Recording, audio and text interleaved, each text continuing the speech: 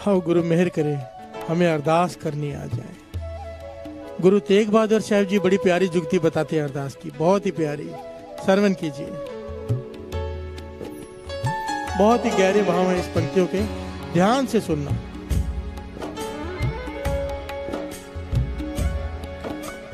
बल छुट क्यों बंधन परे, कछु न हो तू पाए।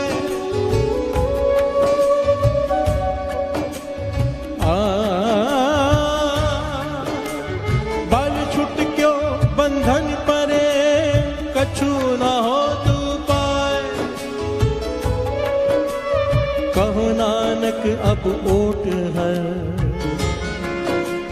गज जो हो सहाय। नौवें गुरु नानक गुरु तेग बहादुर जी समझा रहे हैं, ध्यान से सुनना उनकी पंक्तियां वाणी की। बल छुटक्यो बंधन परे, यहाँ पर बल का है आत्मिक बल को, प्यार से बोलिए धन गुरु नानक। बड़ी ध्यान से सुनना, इसकी बहुत जरूरत है यहाँ पर सबको।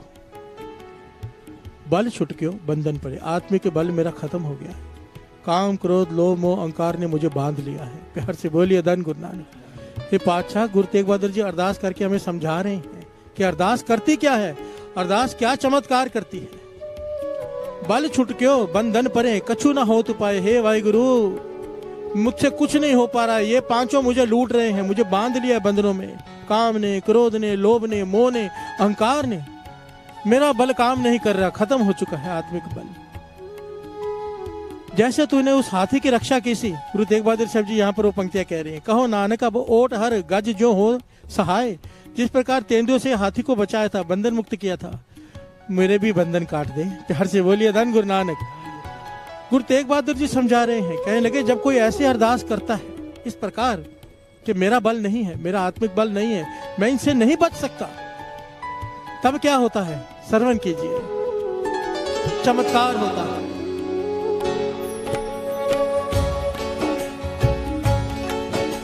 बल हुआ बंधन छूटे, बल होवा बंधन छूटे, सब किछ होत उपाय। नानक सब किछ तुम्हारे हाथ में, तुम ही होत सहाय। हंस बोलिए धन गुरु नानक।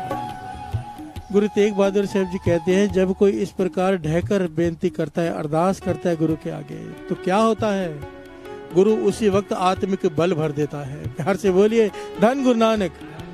बल होवा बंधन छूटे, इतना आत्मिक बल भर देता है कि ये काम क्रोध लोभ मोह अहंकार जो परेशान कर रहे हैं, खत्म कर रहे हैं हमें, उनसे मुक्त कर देता है। प्यार से बोलिए धन गुरु नानक।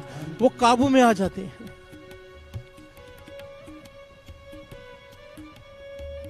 नानक सब कुछ तुम्हारे हाथ में, तुम ही हो सहाय। हे वाहिगुरु, हे गुरु नानक, सब कुछ तेरे हाथ में है, तू जो चाहे कर सकता है। प्यार से बोलिए धन गुरु नानक। एक बात यहाँ पर बड़ी ध्यान से समझने वाली है साथ संगत जी।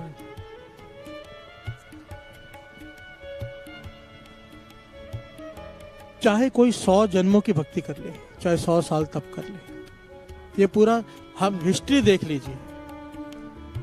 दास ने आज तक जितनी भी किताबें पढ़ी हैं, जितनी भी घटनाएं पढ़ी हैं, एक तथ्य सामने आया है। आखिर में चाहे योगी हो, चाहे तपस्वी हो, चाहे संत हो, चाहे फकीर हो, जिसने भी पाया है, सारी मेहनत कर करके थक गया। जब कई सालों की, जब उसे एहसास हो गया कि मेरे करने से कुछ हो ही नहीं रहा, जन्म बीत गए, कई साल हो गए बंदगी करते हुए, वो नहीं मिला, आखिर में अरदास करता है वो। प्यार से बोलिए धन गुरु नानक। एक दिल से पुकार निकलती है, हे खुदा अब मिल मेरे से नहीं हो रहा, मैं थक गया हूं बंदगी कर करके। तो कब मिलेगा, कब तरस करेगा? जब ये अरदास निकलती है ना कि मेरे से नहीं हो रहा, तो कुछ कर, तब वो आता है। प्यार से बोलिए धन गुरु नानक। आखिर में अरदास ही वो चीज है जो पहुंचाती है। बस कोई ये कह दे कि मैं वासना को कंट्रोल में कर सकता हूं, सवाल ही नहीं उठता, हो ही नहीं सकता।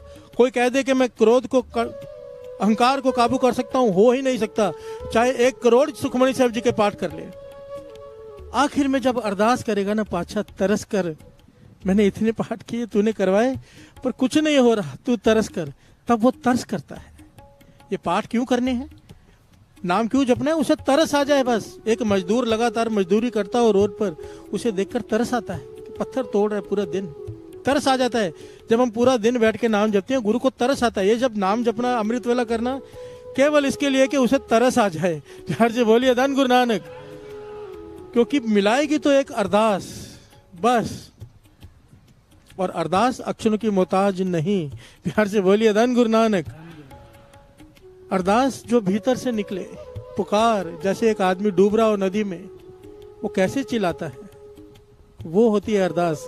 प्यार से बोलिए धन गुरु नानक। इस प्रकार से जब तक अरदास पुकार नहीं निकलती, तब तक नहीं सुनता वो।